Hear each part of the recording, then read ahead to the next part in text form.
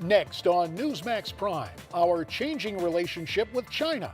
Find out why the Chinese warned away one of our spy planes and what it means. Then, what would it mean if you wrote a book that showed up on Osama bin Laden's bookshelf?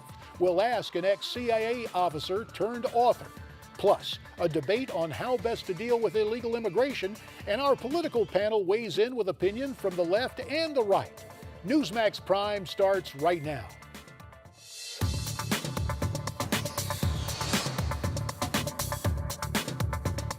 Welcome to our Thursday night edition of Newsmax Prime. I'm J.D. Hayworth. Of prime interest tonight, China and challenges for America. As the Senate moves forward on a trade bill, the Chinese engage in some provocative actions. Miranda Khan has more from our newsroom. Miranda? JD, enter the dragon on the U.S. list of national security concerns, along with Islamic terror and Russian aggression. But our commander-in-chief sees a very different threat. Climate change will impact every country on the planet. No nation is immune. So I'm here today to say that climate change constitutes a serious threat to global security, an immediate risk to our national security. And make no mistake, it will impact how our military defends our country. President Obama speaking at the Coast Guard Academy commencement yesterday, warning the graduating cadets that climate change is a growing national security concern. But there's a chill in the air with China, and it involves international airspace close to man-made islands the Chinese have built, islands 600 miles away from the Chinese mainland. In the South China Sea, a CNN crew was aboard a U.S. surveillance plane that was warned away 8 times by the Chinese Navy. Foreign military aircraft. This is Chinese Navy. You are approaching our military alert zone. Leave immediately. Former CIA Deputy Mike Morrell was on with Aaron Burnett on CNN last night and said even though it's not in either country's best interest, war is a real possibility. Of all the times in history when a rising power, in this case China, comes up against a status quo power, in this case the United States, 70% of the times in history the result has been war. So only 30% of the time has it been worked out. So the odds are for war. That's the fundamental issue we're talking about here. That's how important this is. And you think war is a real risk? Yes. The top 2 ranking members of the Senate Foreign Relations Committee weighed in, with Republican Senator Bob Corker saying he doesn't see China paying a price for its provocative actions, while Democratic Senator Ben Cardin said, "We are not going to solve this crisis simply by issuing a press release." JD?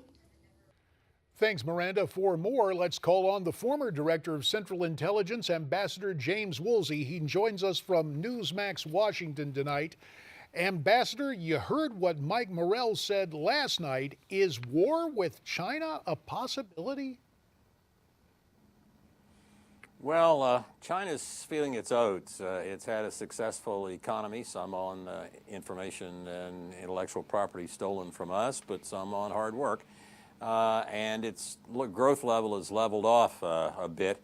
I don't know whether that has anything to do with the fact that the Chinese military is sort of flexing its muscles, but it's hard to say. But they are being pretty aggressive at trying to keep people away from the artificial islands that they're building there in the South China Sea. And if there's anybody in the world who can be the guardian of freedom of the seas, it's us. And so this is pushing us into some confrontations with them. Wish they would stand down and act normally because it's a nervous-making situation. Well, we have a situation, that confrontation yesterday we pointed out in the South China Sea, but some curious timing, Jim, as this comes the day after our government arrested a Chinese professor and indicted 5 students in a decade-long scheme to steal computer code from American companies on behalf of the Chinese. You touched on it a second ago, but how does all of this, this cyber spying relate to what's going on?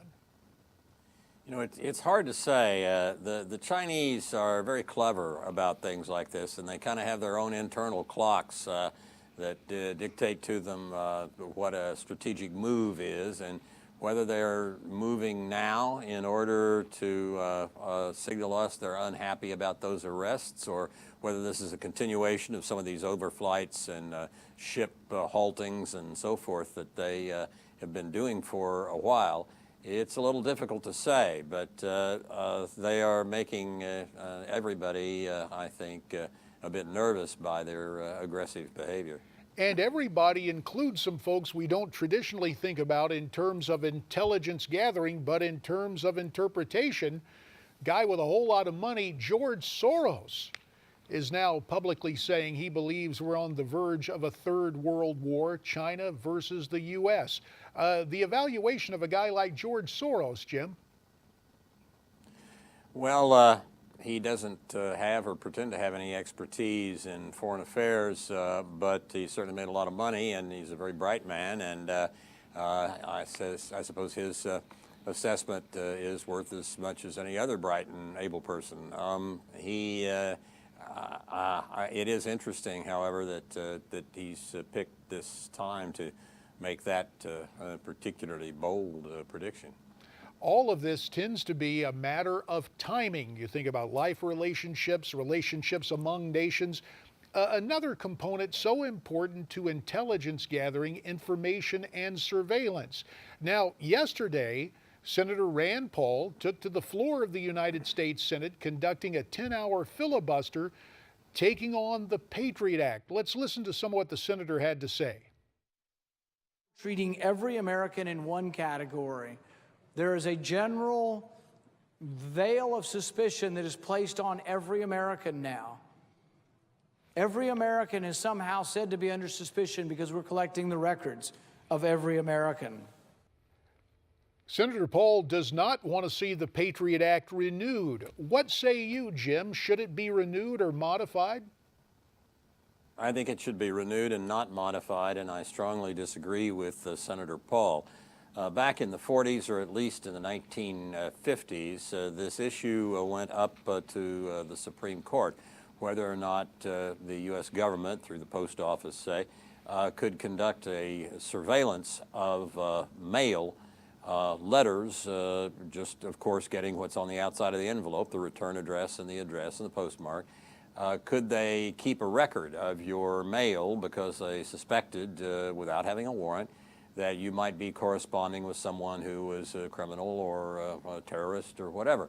That went up to the Supreme Court, and the government won. And it has been legal since the 1950s or early 60s for there to be so-called mail surveillance of that sort. Now, what's happened in the years since the 60s is Moore's Law, and we have now, instead of thousands of first-class letters in the mail all the time, we have tens to hundreds of millions of emails and phone calls and so forth. And the NSA was operating under the principles of the Supreme Court decision. They were not getting into, I'm told, the substance of people's emails. They were only keeping a record or phone calls of who they were from and who they were to and what the date was.